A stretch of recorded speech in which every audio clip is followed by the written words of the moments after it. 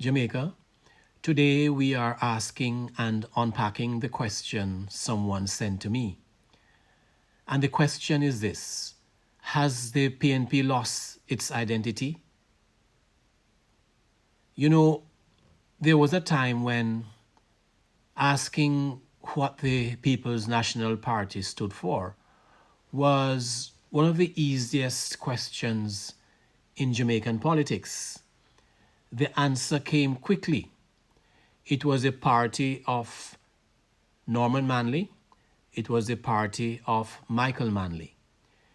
It was the party associated with social reform, workers' rights, expanded access to education, land reform, and perhaps more than anything else, the belief that ordinary Jamaicans deserved a better quality of life. Now, whether you supported the PNP or not, few would deny that it had a clearly defined identity, an idea, a cause that people immediately associated with its name. For decades, one issue more than any other helped define that political DNA, if you may, and that is housing. The dream of helping ordinary Jamaicans own a home became one of the party's strongest political brands. You see, housing represented more than bricks and mortar. It represented dignity, stability, opportunity, and hope. When you look back from the establishment of the National Housing Trust, the NHT, in 1976 to the sweeping, ambitious terrains of Operation Pride, of course, that has its issues, many Jamaicans came to associate the PNP with ambitious social programs that sought to improve the lives of working families. Today, that question has become much harder to answer. What exactly does the PNP stand for? This is not an attack on the PNP. Every healthy democracy needs a strong opposition. A government performs better every time when it is challenged by an opposition with a clear vision, fresh ideas, and the confidence of the people, not just bangarang. But that leads to an uncomfortable question. Has the PNP lost the identity that once made it, may I say, one of the Caribbean's most influential political movements? But before I go any further, my people, let me ask for your support. Here on Dear Jamaica, we break down Jamaican politics with history, context, and thoughtful solutions, not just noise or sensational headlines. You value balanced, respectful, and well-researched discussions, and that's what we do. So please subscribe, like the video, and share it with others. Every subscription and every share helps this channel grow and allows us to continue to bring you the kind of content that informs rather than inflames. So support us, like, share, and subscribe. Thank you very much for your support. Now, let's get into today's discussion. One of the most fascinating developments in modern Jamaica, in modern Jamaican politics that is how the governing Jamaica Labour Party has increasingly focused on areas that were once viewed as traditional PNP strengths. Among them, housing stands out. The Andrew Holness administration has consistently highlighted housing development as a central pillar of its agenda. New housing schemes, infrastructure expansion, regular public announcements, and repeated messaging about increasing home ownership have made housing one of the government's signature priorities. Whether it is handing over keys at the Vineyard Town housing development, breaking ground at the Galena housing development in St. Mary, or distributing service lots in Malvern, the current administration has placed housing at the center of its national development message. And this raises an interesting political question. Did the Jamaica Labour Party simply recognize what matters most to Jamaican families? Or did it identify one of the PNP's historic strengths and successfully compete on that very ground? You know, political parties around the world often study one another. They learn from successes, adapt and modernize. They compete not only by defending their own ideas, but also by responding to the issues voters care about most. If housing was once one of the PNP's defining identities, many Jamaicans now associate much of today's conversation about housing with the current administration. And that may be one of the most significant political shifts of the last decade. The challenge for the PNP now is not merely that another party has embraced housing.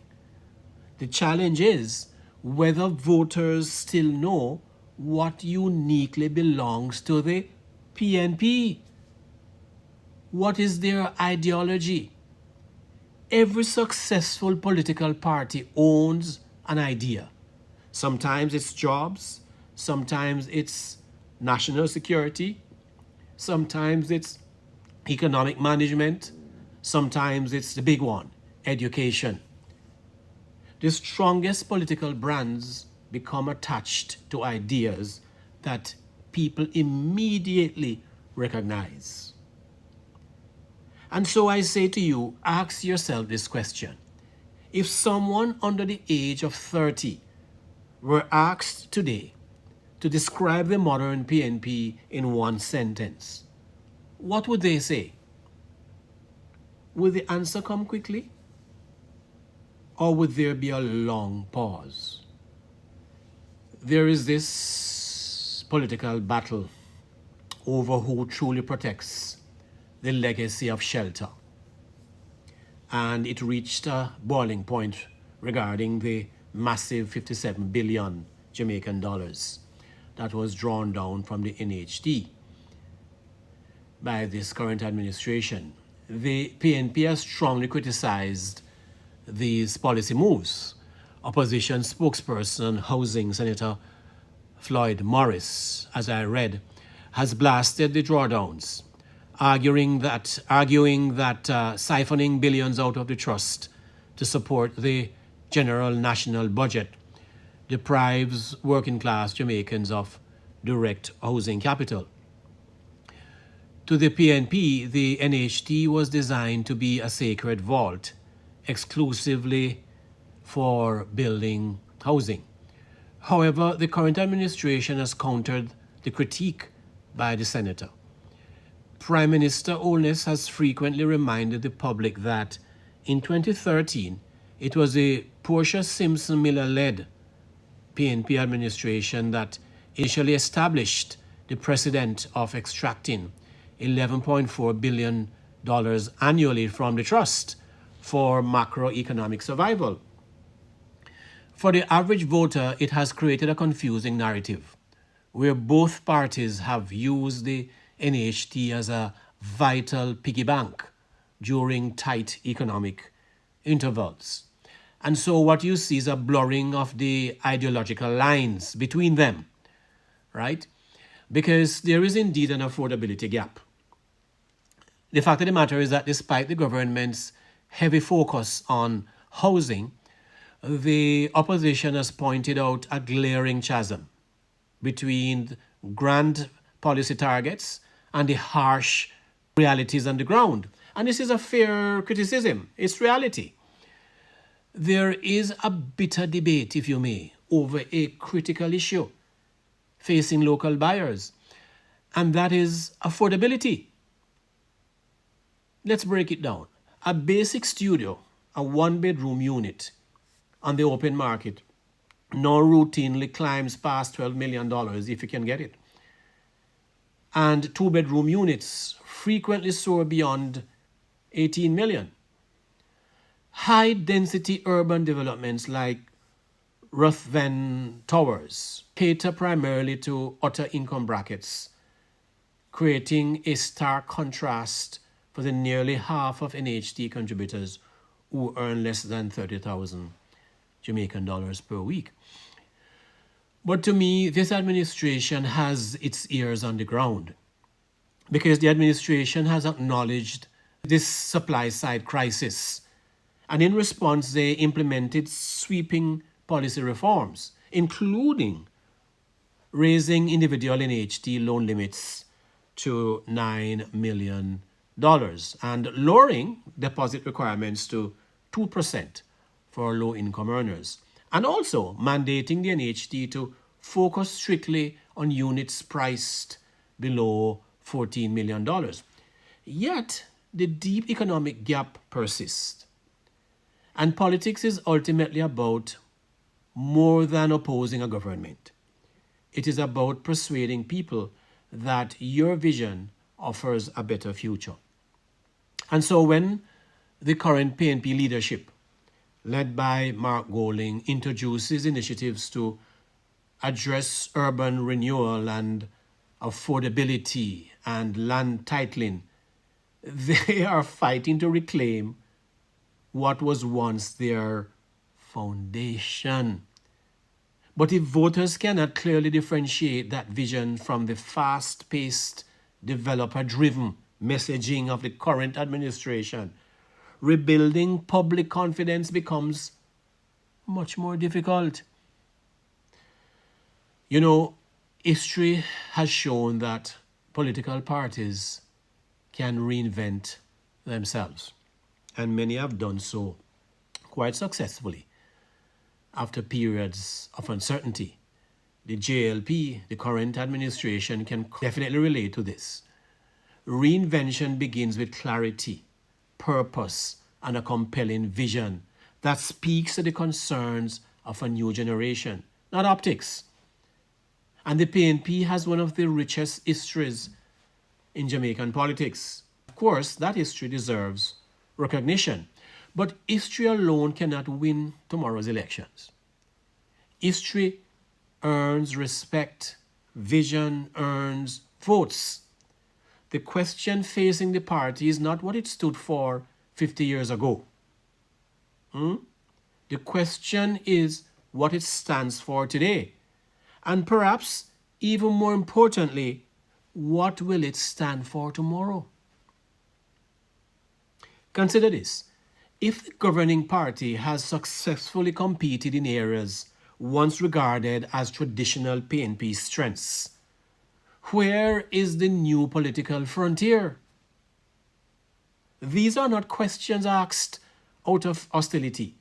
They are questions born out of deep concerns. The Jamaican people, they're asking the question because Jamaica deserves a government that performs, but it also requires an opposition that inspires.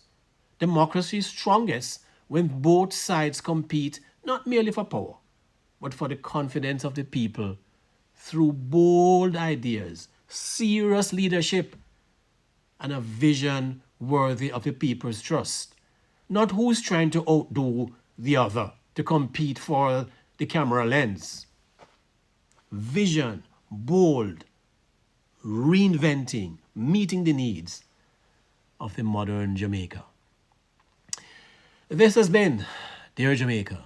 One vision, one country, standing tall under God. See you next time. Jamaica, here we call. One people, one nation, standing tall under God, strong and free. Jamaica, the land we love.